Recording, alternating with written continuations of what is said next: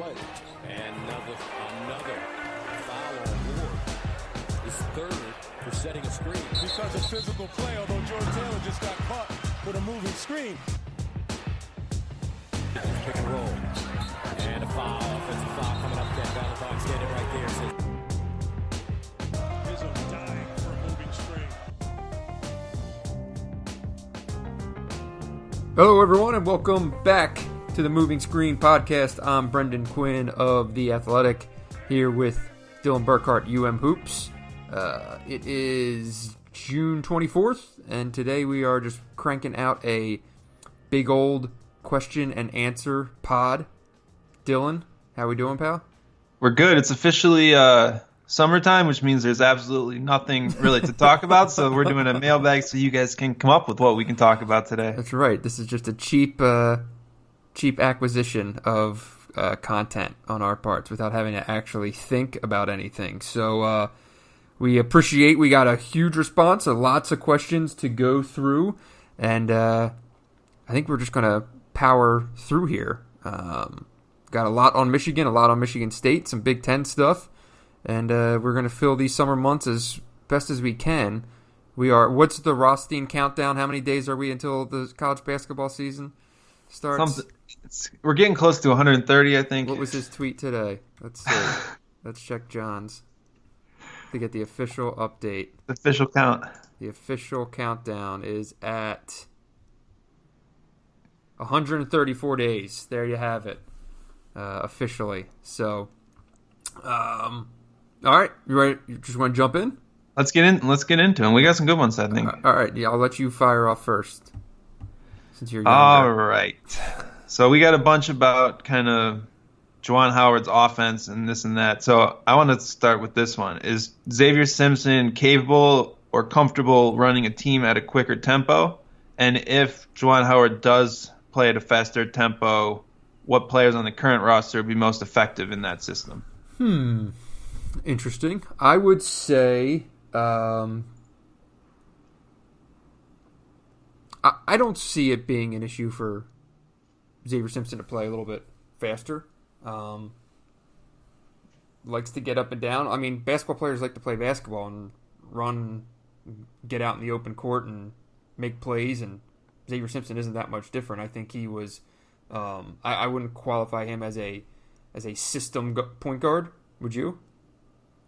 No, I would not. I mean, if you look at his numbers last year, because you can do like the synergy breakdown of half court to transition, he had a better assist turnover ratio in the half court, which is rare. Like, that's like a negative split, so that's not a great sign. Michigan's transition offense in general was kind of a little below average from what you would expect.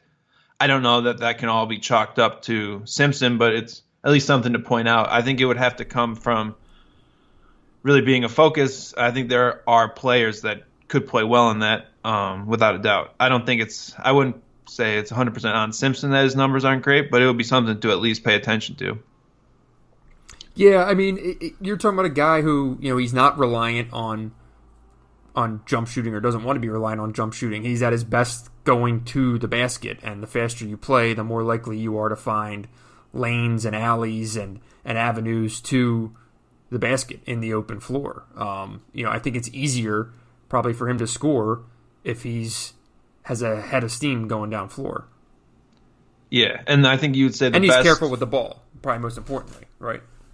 He is. I think you would say the best or the biggest benefactor of playing faster would probably be Isaiah Livers. I think he kind of showed that he's a great transition finisher in those kind of situations. He also can spread the floor and hit transition threes.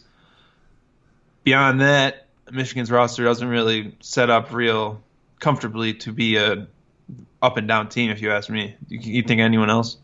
Well, first of all, on Livers, I definitely agree there. You think back to that transition dunk he had in the tournament. Which game was that? Florida game. The Florida game. Out, in the open court, in stride. He's a guy who can catch and finish. I think he's a high-level finisher. So, and he doesn't have to really put the ball on the floor too much if it's catch and finish on the go, right? So I would tend to agree there. In terms of the whole roster, it's tough. I would tend to agree with you. I mean, if Brazdeikis was back, we would certainly circle him. Maybe Brandon Johns, because he is probably a pro level athlete, and he can run and jump and dunk. And when you're out in the open floor, it takes out a lot of the stuff that probably kept him off the floor last year, which was just working within the system in the half court. When you are running, you are operating on instincts, and Brandon Johns obviously has good basketball instincts and can certainly put the ball in the basket. So maybe for a guy like him, it does free him up, loosen him up, create opportunities that he might not have in the previous regime. Beyond that, Eli Brooks, maybe. You don't. It's tough to. It's not really a roster that I think sets up to be a running gun team, especially with the lack of depth that you have on the roster right now. So that'll be interesting if it's how much it's prioritized, if at all. Right? Yeah. Is it my turn? You're up next. What do you got? Let's see. Is Michigan State a top 25 team without Cassius Winston? This is from PT. Is Michigan State a top 25 team without Winston? With him, they're number one. Without him, are they top 25? It's pretty. Would they top 25? Probably, but I think it's a fair question. It is a fair question. I don't know. Bart Torvik used to have that tool where you could take a player out and it would give you a ranking, but I can't find it. He's added so many features to his website that you can't find any of them. But I don't know if there's a player who's more important to his team than Cassius Winston, just in the sense of how much he provides passing-wise and just really creation, and that's what we saw down the stretch last year. At the same point, I think that's probably still a top 25 team. There's a lot of pieces there. But, yeah, I don't know. Can you think of a player in the country more important that you could just take out and the team falls? Like, I don't know. I can't. No, definitely not. I'm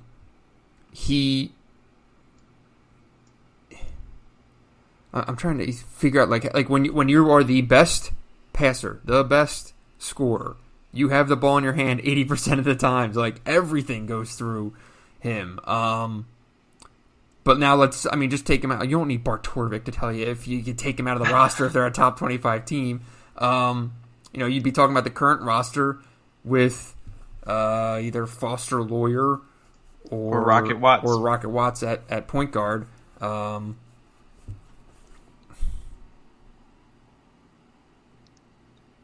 don't know. I mean, so much of it depends really on probably Josh Langford, right? If Langford is an all-league guy or if he's the guy who he is on a good night, yeah.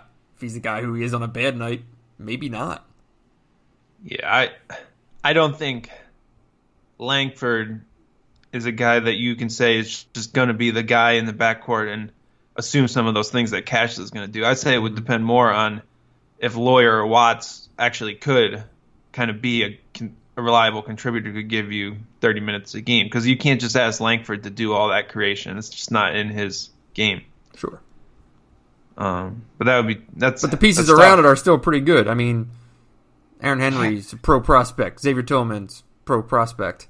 We'll see what the younger guys turn out to be, but Gabe Brown, high ceiling. Marcus Bingham, who knows what he is. So, yeah, I'd say borderline top 25 without Cassius Winston. How's that? Is that a cop-out? 100% a cop-out. Well, there we go. But it's a fair assessment. I'll give you that. Let's go back. Let's do a Big Ten one here. Okay. Who do you think will be the most improved player in the Big Ten? So, who are your breakout guys? Ooh, wish I looked this up beforehand. I think the easy one, I'll give you one while you can think. Yeah. I think an easy one, which might be kind of a cop-out, is Joe Wieskamp. I think he will be a guy who goes from very good player on a good team to an all Big Ten type of fighting for first team honors. I just think he's that good, and I'm a big fan of his game. You don't think he's already established? I mean, that's why I said it could be considered a cop-out, but I think he's a big jump. I would also look at the Maryland guards, Ayala and Wiggins. Okay. I think one of them could go to they were kind of afterthoughts last year. I think one of them will be more of an all Big Ten type of player this year. Isaiah Livers is an obvious one. Right. Isaiah Livers fits the mold in terms of he was efficient. Now he's going to get a lot more possessions, right? I think he's probably one of the most obvious breakout candidates. Sure. Would you give Teskey was already a breakout guy last year, I'm guessing? I would say I don't see him. I think he'll make incremental progress, but he's not going to have the role change, right? I don't think all of a sudden you're going to be throwing him the ball 15 times a game compared to 7 or 8 shots he had last year. The guy who will probably be on a lot of these lists, and I have a hard time getting there, is No Gel Eastern. See, we're throwing it back to Chicago here with the sirens over there in the neighborhood. The Badlands of Ann Arbor, man. I would close the window, but I live in a 100-year-old house and there's no air conditioning, so the window stays open. Oh boy. So you got no breakout candidates and the window's open for the podcast. This is a high quality production here. Yeah, pretty much. It's hard. It's hard off the top of my head to go pick out like the 5th guy off of some of these teams that's going to break out. It's just easier to do it on the teams you actually cover. But who's the breakout guy for Michigan State? If I could come up with most improved in the league or on Michigan State? On Michigan, let's stick to Michigan State since that's what you're comfortable with. Michigan State, I will say, most improved, Gabe Brown. Okay. What are your thoughts on that? I like that pick. I think that Xavier Tillman is a guy who could be like turned into a pro and might be on a lot of those lists. But I also think he kind of showed he kind of broke out in the second half of last year. Everyone else will just notice this year. There's wing opportunity available, and Gabe Brown showed more than anything. If he's out there, he can take the opportunity. So I'll buy that. What about on Michigan? Isaiah Livers. It's not close. There's no chance it's Brandon Johns. I'll give you a chance. Isaiah Livers is going to go from 6th man to leading scorer on Michigan. That's going to put him like Brandon Johns could go from bench to contributor, but I don't know if that's the same kind of leap. Fair. All right. Let's see. On next pod, I promise I'll sit down and research some breakout Big Ten stars and give the people what they want. All right. I love this question from Nezzy. Will Michigan see a bigger increase in offensive rebounds or turnovers on offense? I will go with offensive rebounds. I don't see increase. Yeah, me too. I don't see a big leap in turnovers because Xavier Simpson's still running the show. You're not going to forget how to value the basketball. And it's not like Juwan Howard's going to be like, you can just give it away a little bit, right? Right.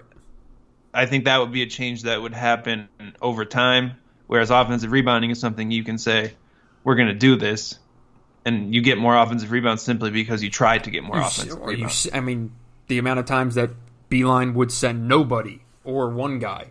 If Juwan Howard increases that by one guy or two guys, you inherently will have more offensive rebounds. And on the turnover thing, these are still Beeline basketball players, and it's not exactly a group that's just going to morph into sloppy ball handling, right? The foundation is still in place for taking care of the ball.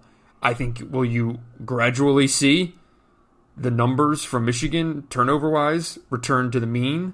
of college basketball, yes, I think that will happen over the next 3 years. And, and Phil Martelli, St. Joe's led the country in turnover rate last year. There you go.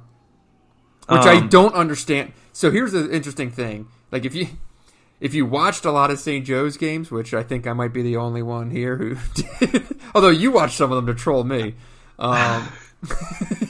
This is true. A large number of possessions might as well have been turnovers based on shot selection. But 18-foot jumpers are not registered as turnovers, which explains how you can be first in turnover rate and 294th in effective field goal percentage. There you go. There you go. There you go. So I would say, offensive rebounds is a stat that the team controls more than anything. Michigan actively didn't try to get offensive rebounds. So that's a much easier thing to change, whereas every team tries not to turn it over. Right. Some are just better at it than others. Right. But, as I feel like you bring in, if you are just recruiting talent, scores, blah, blah, blah, whatever, and you start playing a different brand of basketball, turnovers will start to come with it in comparison to the Beeline era when he was specifically recruiting players who take care of the 100%. Ball, right? Like there were system-based talent identification. So in 3 years, you could see a bigger shift in Michigan's turnover rate than its offensive rebounding rate. In 1 year, the opposite. Right. All right. Let's go with... This is an interesting one that I've started to see pick up some buzz among fans and stuff like that. Could Colin Castleton play at the 4 next year? Potentially based on what Michigan runs on offense, if they're running a horn set, something like that. Mm-hmm. And is that ideal, or is that ideal only as a plan B or C? Are there any Big Ten 4s that he might match up well with or poorly against? I mean, it's so hard because his body of work was pretty limited last year. Do I think he has the overall skill set and talent to potentially do that? Yes. Right now, I don't know. I feel like it's one of those things. Do you want him spending time learning 2 positions right now? Or do you want him being a really, really capable 5? And here's the problem. If he's playing the 4, who's backing up the 5? Right? Like, you need to be able to... Like, how many minutes can Colin Castleton play? And if it's 15 to 20, he can probably get those backing up the center position for the most part. Maybe Juwan Howard can unlock the talent of Austin Davis. Maybe. Mm-hmm. I think that it really depends on what system you're going to run, but really the way to look at who's going to play and who's going to play where is take the most ready to play players, right? If Eli Brooks is the 5th option on the roster, Eli Brooks is going to play and push everyone forward. Mm-hmm. If it's Brandon Johns is going to play and push everyone down. If it's Colin Castleton, then you got to figure that out. So I think it really depends. I mean, there's just so much uncertainty really about everyone on the roster other than the primary trio that's returning. So I think you take the 2-3 players from that unknown mix and you figure out how they fit. And you go with that 6 or 7, right? So I'm guessing this theory is predicated by the thought that Isaiah Livers has to play the majority, if not all, of his minutes at the 3. I think it depends. Right, but I'm saying if you're talking about Castleton at the 4. Yes, if Castleton is playing the 4, that means that Johns, Castleton, and Teskey are playing all the minutes at the 4 and the 5. Right. If, say, you bring in Franz Wagner and Eli Brooks is still way ahead of Brandon Johns, all of a sudden Livers is going to play some minutes at the 4, which doesn't allow as much opportunity for someone like Castleton to play the 4. Right. Right. That's kind of how it could slide back and forth. We agree there? We agree there. And this is all assuming that there's no additions. But could you do that? Yeah, I mean, you could do that. Like Maryland last year played Bruno Fernando and Jalen Smith, and Sure. they figured it out. It causes all sorts of issues that you haven't really seen from Michigan in the past, but teams do it. So that's kind of like you're going to be comfortable going in a game against Minnesota. Yeah. The question is, are you going to be able to go beat Purdue or Illinois or someone that spreads the floor like that? Well, and maybe you have, but it's all. First of all, so much of it is based on we don't even know what system they're really going to run. So But we're going to do 134 days more podcasts before we do. You're damn straight. We don't know what system they're going to run, so we don't know what responsibilities are going to be on each player to learn what. So if it's just if it's really basic stuff, yeah, maybe Colin Castleton can bounce between the two spots. It's. I always felt a lot that, I've talked about this before, that I thought some of Brandon John's development was kind of derailed by wasting time trying to learn the 5 when he would have just been much better served spending all of his time at the 4. But I understand why. But that kind of shows the risk you run by divvying up a guy's time. So, I don't know. That's just something to think about. But I'll tell you what, when they play... I'm trying to think of a nonsense early season game they have. You got anything? Presbyterian? No, that's not until December. No, they have an earlier. The opener is not out yet. I don't believe some bye game. UMass Lowell. They play UMass Lowell at some point. I wouldn't mind seeing them try it against some of those teams. And that'll be one of the really interesting things. This is kind of going off topic here, but that'll be one of the interesting things to see in this regime compared to the last is the minute, how minutes are used in bye games. Because, I mean, look, there are, for the guy with results like Beeline, there's a lot of things that are really hard to just outwardly question it being like, this philosophy is wrong. But I never agreed with the minutes that he used in those bye games, where there was just opportunities for guys to get minutes, but he's treating every game like it's the freaking Sweet 16, playing his starters 34 minutes in games that, you have to win it first, but maybe see if some of the other guys could win the game, because they'll probably get a lot more out of it. Bad news for Juwan Howard. I think 6 of the first 8 games are going to be against high majors. Oh, not a lot of time to experiment. You got Creighton, Atlantis, Louisville, and Oregon, and really in the first month, I think there'll be 2 or 3 bye games in there. There'll be the opener. They'll stick a bye game on the opener.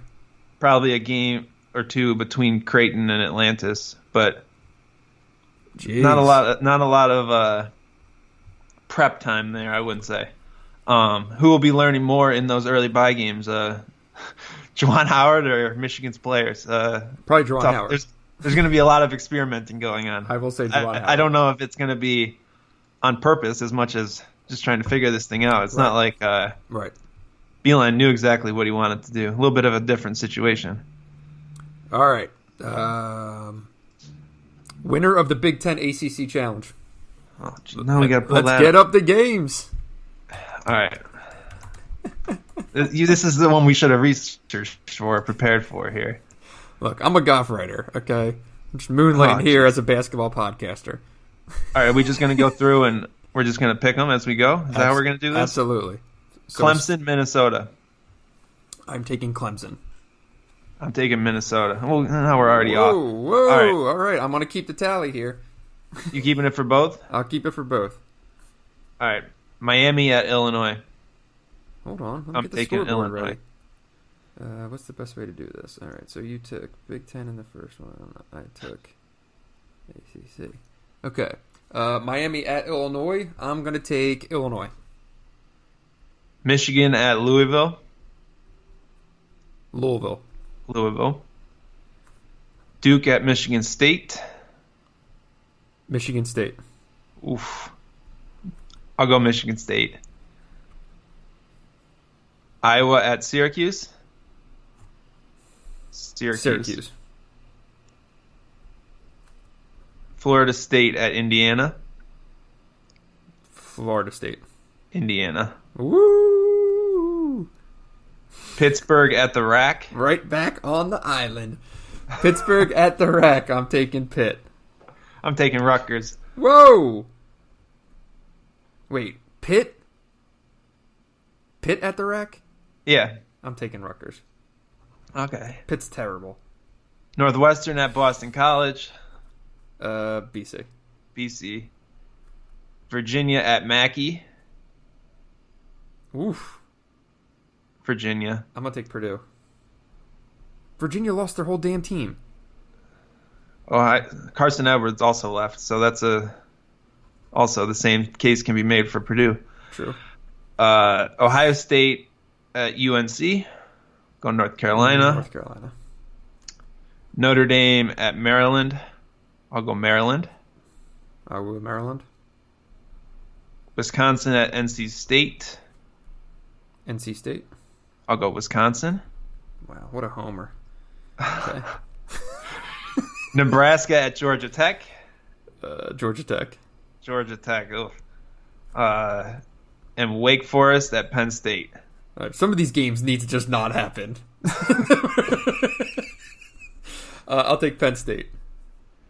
I'll go with Penn State. Oof. What's my count? Oh, that one hurt you, didn't it? All right, 1, 2, 3, 4, 5, 6, 7, 8. You have the Big Ten winning 8 games. What's that, out of 14? Right? Yep. So you got the Big Ten winning 8-6. I have 1, 2, 3, 4, 5. I have the Big Ten winning 6 games and losing 8-6 to the ACC. We will revisit this come early December. Are locked in stone here. Totally locked and loaded. All right. Stuff. I have one that I wanted to get to. I think I lost it. This is a little nitty-gritty question here about scheduling.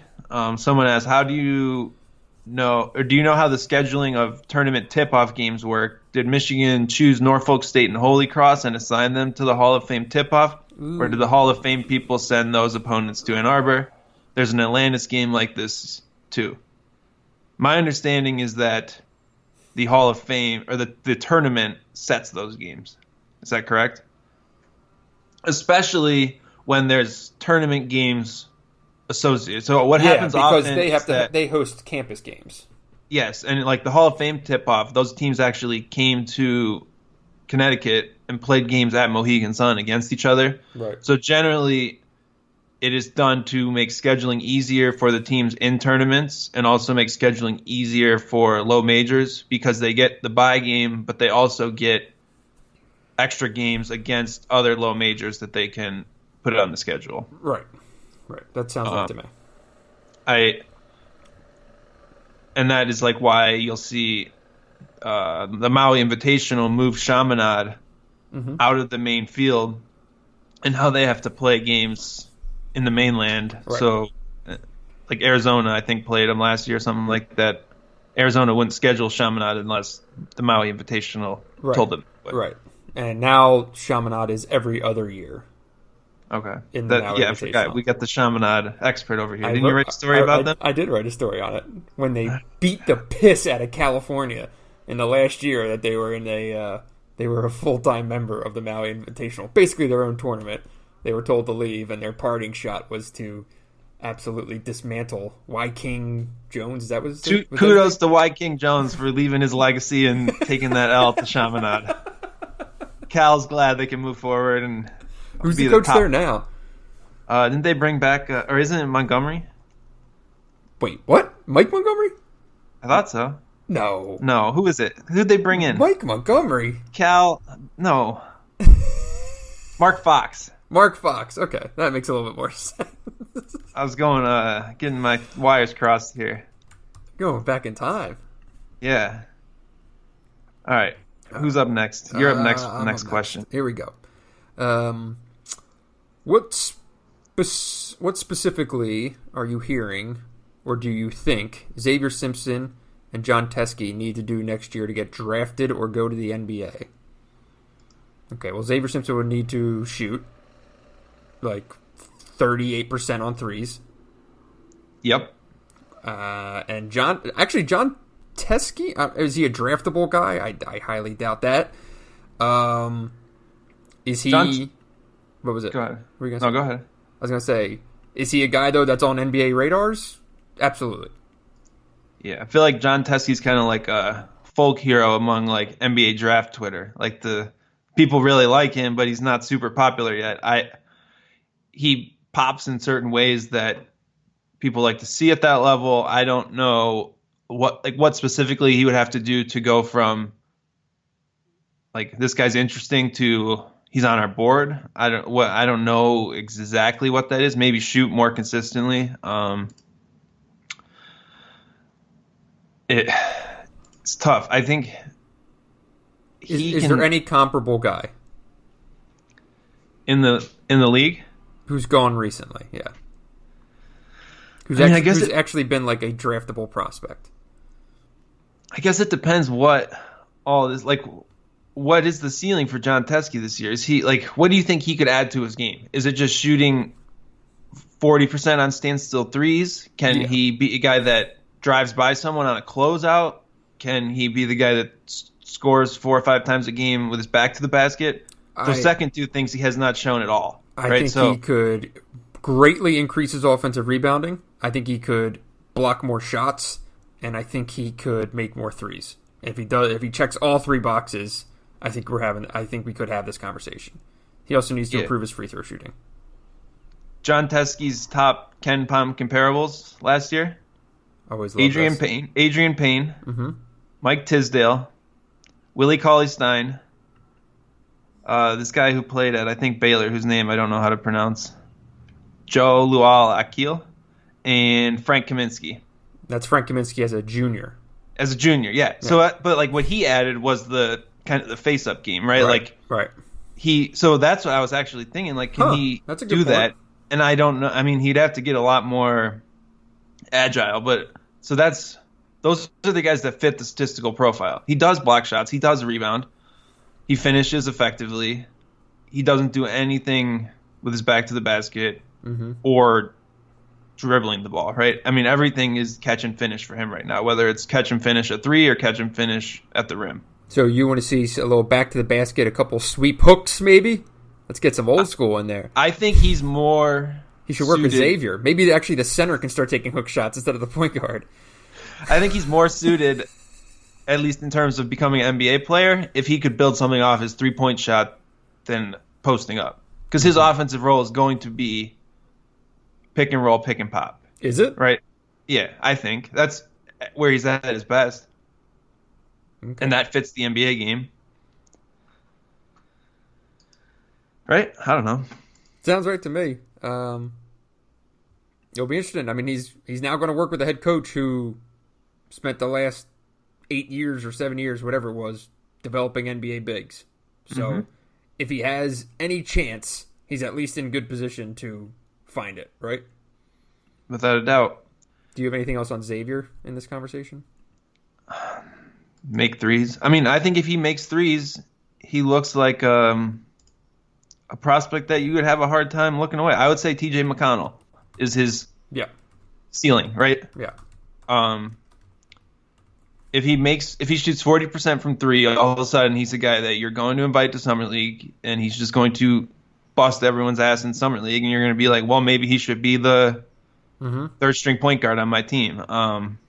If he can't make threes, it's hard to get there, I would say. Yes. Yeah. I mean, he has to just do what he does even better and hope that he finds a team. Like, the fit and stuff like that would be a great determining factor. I mean, freaking Tremont Waters was drafted like 50th or 51st in the league. Tremont Waters is 3, 4, 5 times the offensive player that Xavier Simpson is. And was drafted 51st by the Celtics. Yeah, I don't think you can look at, like, I don't think Xavier Simpson can be a first-round pick. Right. I think the question is whether he could get a chance and stick. And to do that, like, I think Tremont Waters is a guy I would say could get it. He'll get his chance now, and I think he would stick, right? Yeah.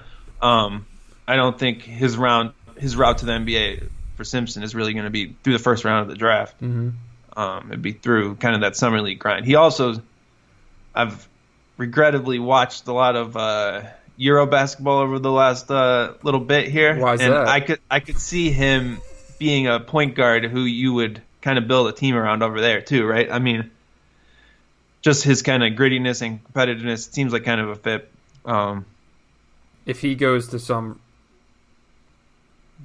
far-flung country, I might have to go with him and write a book on that, because that would be one of the most interesting social experiments to ever follow.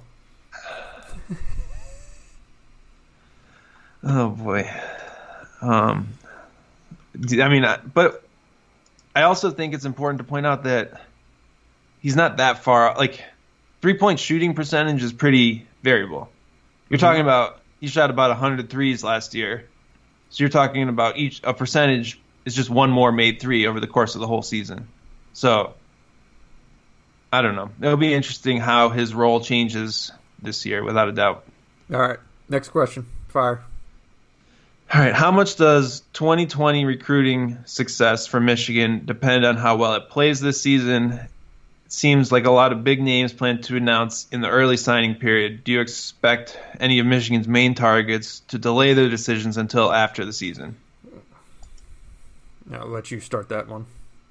I think that I don't think that people will base when they're going to decide what school they're going to based on Michigan's system. I think the actual results on the court are kind of overrated in recruiting. It's all about how well you can sell someone and what your vision is for them. So I think it really comes down to Juwan Howard being able to communicate that and just how well he can actually recruit. I don't think that I would necessarily worry if I was a Michigan fan and someone was deciding in November. I don't think that's a bad thing. It might even be a good thing if Michigan struggles a bit in his season. I think it'd almost be worse if people want to wait. Where do you fall on that? Interesting, because I was just going to kind of rework the question into, if they suck, what are there long-term effects on the recruiting, or is it that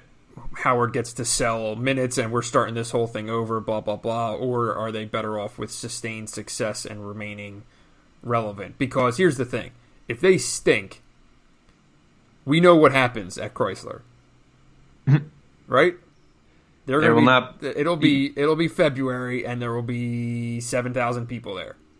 And the hiring of Howard will be questioned endlessly, and it can go sideways real quick. So if we're talking hypotheticals, that's a hypothetical. I think the best case is you somehow thread the needle a bit. You can sell people right now on the fact that you're bringing your new system in, and you can basically say the whole rosters that has played at this point is gone, right? I mean, you can recruit to basically any open spot. If you look at not this year's roster, but next year's roster, Isaiah Livers is really the only returning player who has actually played minutes, right? So you can sell opportunity, and if you can get that opportunity sold and signed by November, you're in a great spot where if you can be just good enough, you can also still kind of build off of it, right? Right. I don't know. So now, I mean, you follow recruiting stuff far better and smarter than I do. When is, like, with the changing calendar that's kind of playing itself out right now in hoops, do you think commitment timelines are going to change here? Not really. So a couple of the dates. So July has always been the big month for evaluation. There used to be 3, 4, 5 day evaluation periods in July where coaches would be out watching kids play with their AAU teams, whether it's in Vegas, Peach Jam, all those events. The NCAA changed the calendar this year, so there's only one open period in July.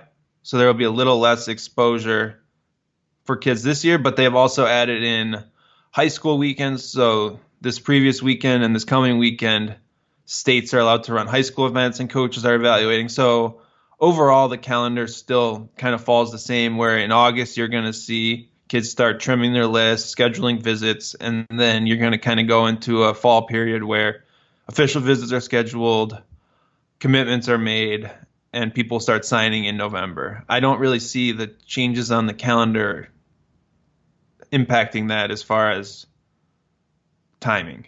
And then we'll continue to see some guys wait and go the opposite. There will be players and who commit in the spring.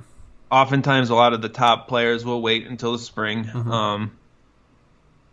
because really the NBA has kind of made that necessary for a lot of these guys who are looking at like Duke and Kentucky. Like if you were a point guard and you were looking at Duke this last year, and then Jones comes back, you're like, well, I'm probably not going to go there, right? So that's just become kind of a part of it with the blue blood recruiting, and you're looking for the best situation.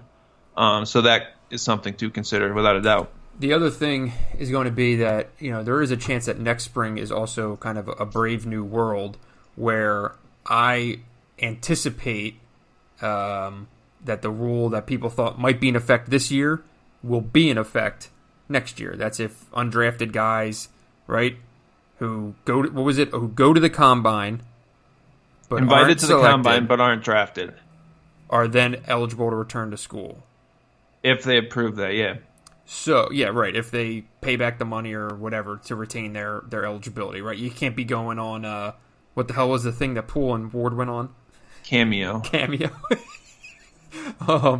So, what I do envision within, if it's not next year, it'll be the year after that, but at some point, it being there could be a scenario where guys are declaring for the draft, going through the combine, not being drafted, and coming back to school, and potentially going to different schools. Like, I would be shocked if your place doesn't have a scholarship. You would be able to gain instant eligibility anywhere. Or if you are a guy who has if you've graduated in 3 or 4 years and you are entering if you're entering the draft with eligibility remaining, you'd be able to go elsewhere. I think the impact of that rule is wildly overblown, considering the requirement that you have to attend the combine, where only 60 or 70 people are invited and there's 80 draft picks. At the very least, you're going to be looking at 4 or 5 people, right? I mean, Charles Matthews this year, because he got hurt, I think that if you go that far in the process, I also think that you probably know you might not get drafted and just be ready to be a pro. Sure. I just can't imagine that you're going to go that far in the process and then decide, you know what, I didn't get drafted, I'm just going to go back to school and go to Kentucky. Like, I don't see that. It doesn't. I'm not saying there's going to be a waves of guys in this situation, but if it's 6 or 7 guys, you're talking major impact players who would be going back into the college system. Point being, more so, is on roster management, scholarship management. Like, there's a lot going on here that Juwan Howard is going to have to get a grasp on in terms of, do you pocket scholarships for grad transfers who come available, transfers who sit, guys who sign late, right? Like, he's kind of come out of the gates here and is put out how many scholarship offers now? 5? 4? I think 5 2021s, a couple, and 2 2020s. And, and we don't know what those offers mean, right? That's also something that we kind of have to probably learn over the course of time with Howard. But I don't know. I'm just kind of thinking out loud here about how this is actually going to play itself out with him managing his roster. I have a hard time. It'll be hard for Michigan to get to a point where number of scholarships remaining is a problem, in my opinion. That's fair. I think they're going to have a lot of room for the next year's class. They're going to have a lot of room going forward, and I just think that you're going to get to a point where there still hasn't been any transfers. Could certainly see someone transferring at some point after even his first year, right? Like, I don't know. There's already a lot of scholarships open. You have 3 open on the roster right now. But yeah, I think any coach has to work through those issues. I just don't know that if Michigan signs enough players that they're worried about the scholarship limit, I would assume that means they're recruiting well. Fair. I think, are you up next? I think I'm up next. Let me pull this up. This is the one I've heard talked about a lot lately, and I want to get your opinion. Who do you think Tom Izzo's successor will be? Do you think he's on the staff right now?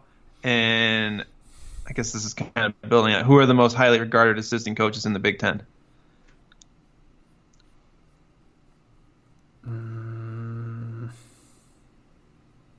It's pretty tough. Because Michigan State is a high enough quality job that, I think you could go out and get a marquee head coach.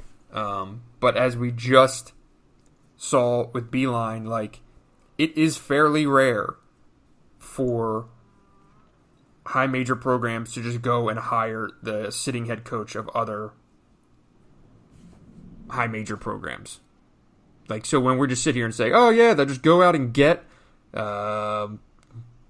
Mike White or Chris Mack or, someone like that. Not even going up to Chris Beard. Jay Wright. Or right. Nate Oates. That there are... These guys have monster buyouts. Athletic programs, while, we talk about there is so much money in it and all this, it's not monopoly money where you can just cut a check for a $7 million buyout and then hire a guy for $3.5 million a year plus his staff. It doesn't work that way. So, is there a chance that it could be Dane Fife or Dwayne Stevens? Sure, there's a chance. I would have to wager right now that it would be someone that we probably aren't really focused on, maybe.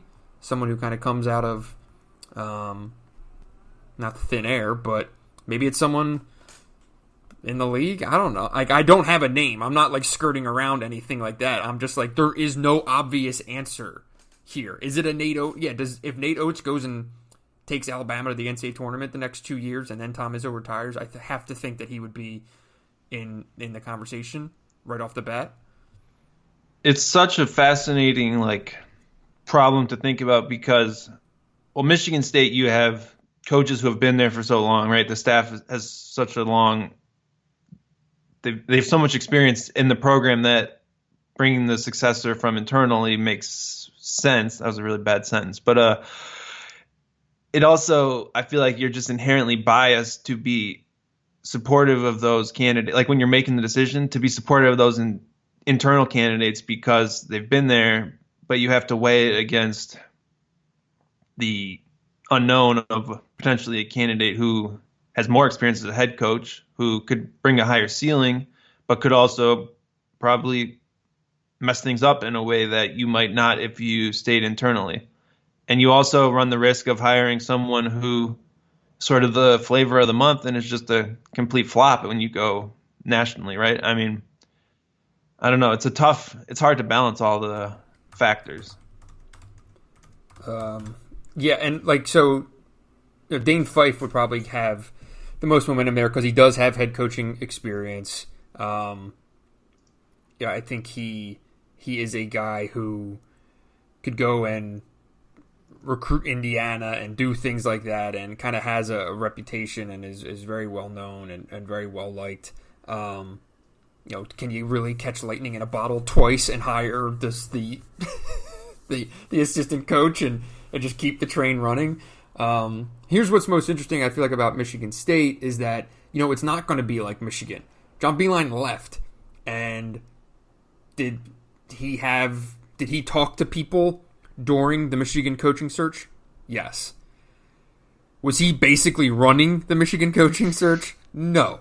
When Tom Izzo retires, I think Tom Izzo is going to be hiring his replacement, right? Barring something completely unforeseen, some crazy falling out or something terrible, whatever. Mm-hmm. Tom Izzo picks Tom Izzo's replacement. So he'll have two staff members who would be obvious choices, This is not to disrespect Mike Garland, but Mike Garland does not want to be the head coach at Michigan State. He's expressed no interest in being a head coach, so you can rule him out. But then Tom Izzo also knows everyone in basketball. Like, Tom Izzo might be a guy who could call Billy Donovan and be like, replace me at Michigan State.